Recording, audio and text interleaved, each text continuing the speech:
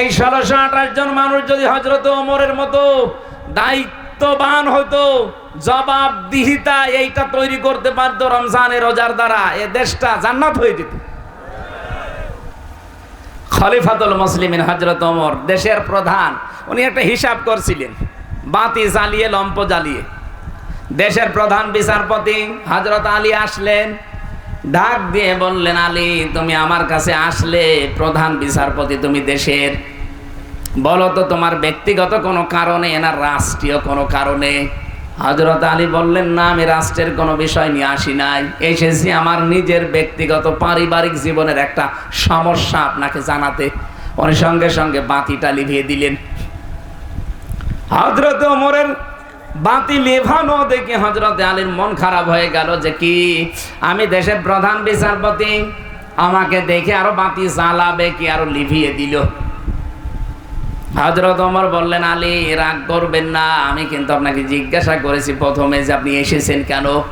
আপনি যদি বলতেন যে আমি রাষ্ট্রের কাছে এসেছি, তাহলে আমি বাতি জ্বালিয়ে রাখতাম, কারণ আমি যে এখন হিসাব করছি এই হিসাবটা রাষ্ট্রের জনগণের তেল পুড়িয়ে আমি রাষ্ট্রের হিসাবে ব্যস্ত আছি। আপনি এসে পারিবারিক জীবনের গল্প করবেন আর রাষ্ট্রের তেল পুড়তে থাকবে, আমি কিয়ামতে জবাব দেব কি? হযরতে আলী বলেন, কথাটা শোনার পরে আগে যে রাগ হয়েছিল, এখন যেন শ্রদ্ধা ভক্তি আমার আরো 100 গুণ বেড়ে গেল। যে মানুষ এত সেনসিটিভ থাকতে পারে, এত সেন্সিয়ার থাকতে পারে নিজের দায়িত্ব সম্পর্কে, যে একজন প্রধান বিচারপতি এসেছে দেশের, তার সাথেও গল্প করতে রাজি না রাষ্ট্রের সম্পদ নষ্ট করি। বাংলাদেশে যদি এরকম মানুষ আমরা 1628 জন পেতাম, এ দেশটা মিনি জান্নাত হয়ে যেত। রমজান কিন্তু ওইটা শিক্ষা দেওয়ার জন্য এসেছিল, কিন্তু ওই রকম মানুষকে আমরা 54 বছরে পেয়েছি না। মানে মাওলানা মতিউর রহমান নিজামী রহমতুল্লাহ আলাইহি মন্ত্রণালয় চালিয়েছে বাংলাদেশে, দুইটা মন্ত্রী চালিয়েছে উনি নিজে। দায়িত্ব পালন করার পরে 36 টাকা বেশি ছিল, টাকাটা রাষ্ট্রের কোষাগারে ফেরত দিয়েছে। নেই মানে আলী হাসান মোহাম্মদ মুজাহিদ রহমতুল্লাহ আলাইহি, এই মানুষটাও মন্ত্রী ছিল, একটা টাকা দুর্নীতি খুঁজে পায়নি অণুবীক্ষণ যন্ত্র দিয়ে। মানুষ নেই মানে ওইরকম মানুষ দেখতে হবে না। আপনি যদি দরবেশের মতো মানুষ দেন, তো 36,000 কোটি টাকা চুরি করবে। একজনের শুনলাম 620টা বাড়ি ভূমি মন্ত্রীর, কিন্তু বাড়িতে একটাও এখন থাকতে পারেন না। কানাডায় বাড়ি বানিয়েছেন, মালয়েশিয়া বাড়ি বানিয়েছেন, সিঙ্গাপুরে, যেখানে যেখানে গেলাম দেখি হোটেলে উঠেছে, ওই সাহেব পাড়া বেগম পাড়ায় ওঠে না।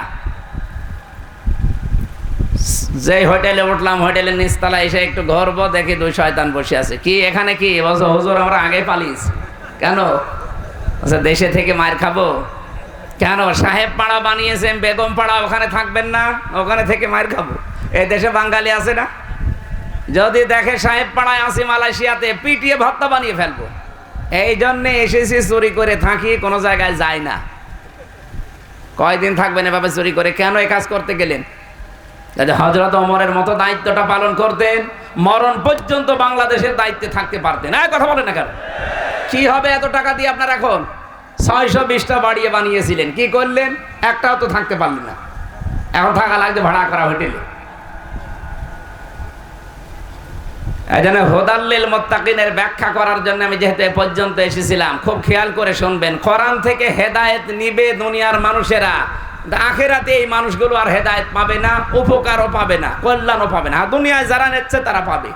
2 নম্বরে মুসলমানেরা আরেকটু বেশি পাবে কোরআন থেকে উপকার, হেদায়েত। এজন্য আমরা একটু বেশি বেশি মানি, একটু উপকারও পাই। 3 নম্বরে সবচাইতে বেশি কল্যাণ পাবে, হেদায়েত পাবে, উপকার পাবে দুনিয়ার আখিরাতে যারা মুত্তাকি। তাহলে 3টা কথাই আল্লাহ ঠিক আছে, যদিও 3 রকম মনে হচ্ছে। কোরআন থেকে 1 নম্বরে কিছু না কিছু ফায়দা পাবে মানুষেরা, 2 নম্বরে কোরআন থেকে ফায়দা আরেকটু বেশি পাবে মুসলমানেরা, 3 নম্বরে সবচাইতে বেশি উপকার পাবে কারা? বলেন মুত্তাকিরা উপকার পাবে দুনিয়ার আখিরাতে মিলে।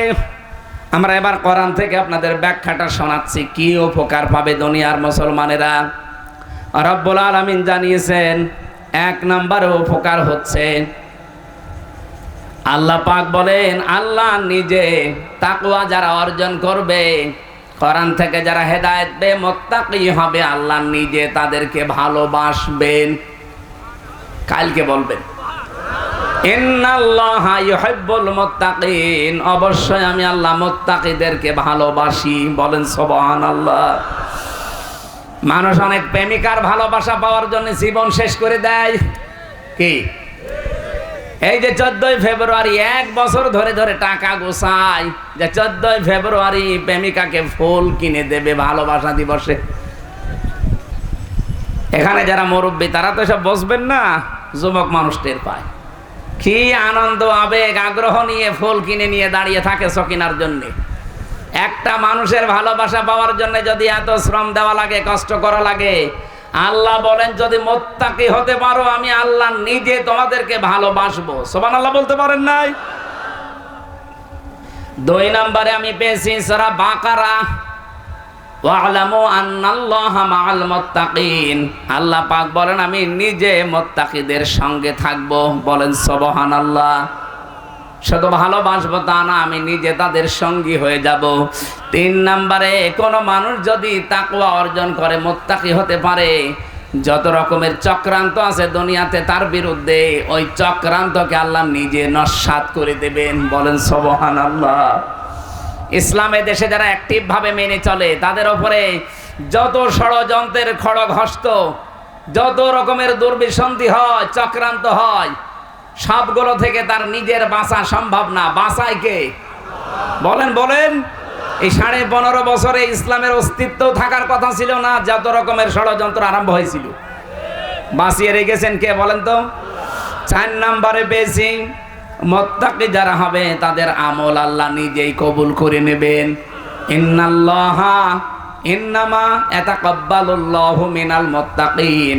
সূরা মায়েদা 27 নম্বর আয়াতের শেষের দিকে আছে। আমি দলিলগুলো লম্বা করছি না, কারণ আমার ওই অনুষ্ঠানটা ধরা লাগবে। এখানে আমার 11টায় ওঠার কথা, সেখানে অনেক সময় হয়ে গেছে।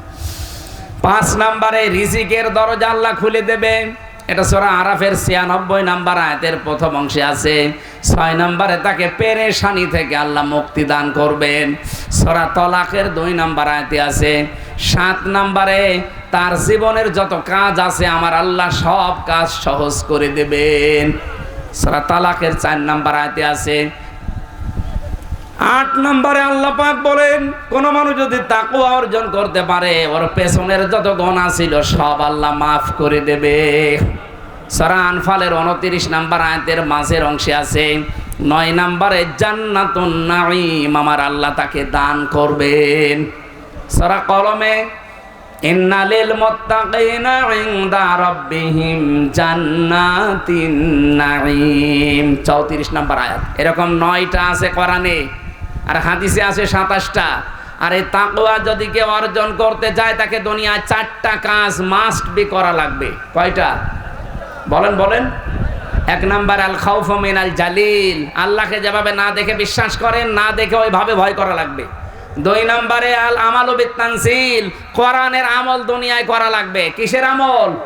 কোন বাবা কি করেছে, কোন দাদা কি করেছে ওই আমল না, কিসের আমল? কোরআনের। 4 নম্বরে 3 নম্বরে আল কিনায়াতু বিল কলিল, অল্পে তুষ্ট থাকার মন বানানো লাগবে। এইটা আমাদের নেই। যত আসে আরো বেশি চাই, যত আসে আরো বেশি চাই না। যতটুকু আল্লাহ আপনাকে দিয়েছে মনে করবেন এর চাইতে বেশি হলো আপনার ক্ষতি, এর চাইতে কম হলো আপনার ক্ষতি। সুতরাং অল্পে তুষ্ট থাকার এই মন তৈরি করা, এটা তাকওয়া মুত্তাকি মানুষদের 3 নম্বরে গুণ। 4 নম্বরে আল ইস্তিদালু লিয়াউমির রাহি, আখিরাতের পুঁজি তৈরির জন্য সচেষ্ট হওয়া। এই যে 4টা এই কাজগুলো দুনিয়ায় যারা করবে, এই মানুষগুলোকে আমার আল্লাহ তাকওয়া দান করবেন। তাকওয়া হলে লোকটা হবে মুত্তাকি। মুত্তাকির জন্য এই 9টা পুরস্কার দুনিয়ায়, আর আখিরাতে কয়টা? 27টা। বলেন কয়টা? যেহেতু আমরা সময় আর পাচ্ছি না, মাত্র 10 মিনিট আছে, আমার ওই অনুষ্ঠানটা ধরা লাগবে। আমি আজকের মতো শেষ করে দিচ্ছি। আগামী থেকে সময়টা মেনটেন করবেন। আজকে শুধু স্যারের কারণে আমি আর কিছু বলতে পারলাম না। আমি চলে যেতাম 11টায় এসেই চলে যেতাম, আপনারা খালি বললেন স্যার আসছে আসছে আসছে, 4টা ঘন্টা আমার কেটে গেল। আগামী থেকে আবার আসবো এই জেলা, এই যে পাশে খোকসা ওই আব্দুল্লাহ হুজুরের ওই জায়গার নাম কি? শিমলিয়া, আমলাবাড়ি। আবার শিমলিয়া একটা মাহফিল নিয়েছি, শিমলিয়া। ওখানে আসবো ইনশাল্লাহ রাতের বেলা। রাত আমার যেখানেই মাহফিল পাবেন, রাত 8:30 থেকে 9টায় উঠবো, 10:30 11টায় মাহফিল শেষ করে দেবো। আমরা সাবজেক্ট আকারে কথা বলবো, বিভিন্ন জায়গায় দেখা হবে ইনশাল্লাহ। আল্লাহুম্মা আমিন।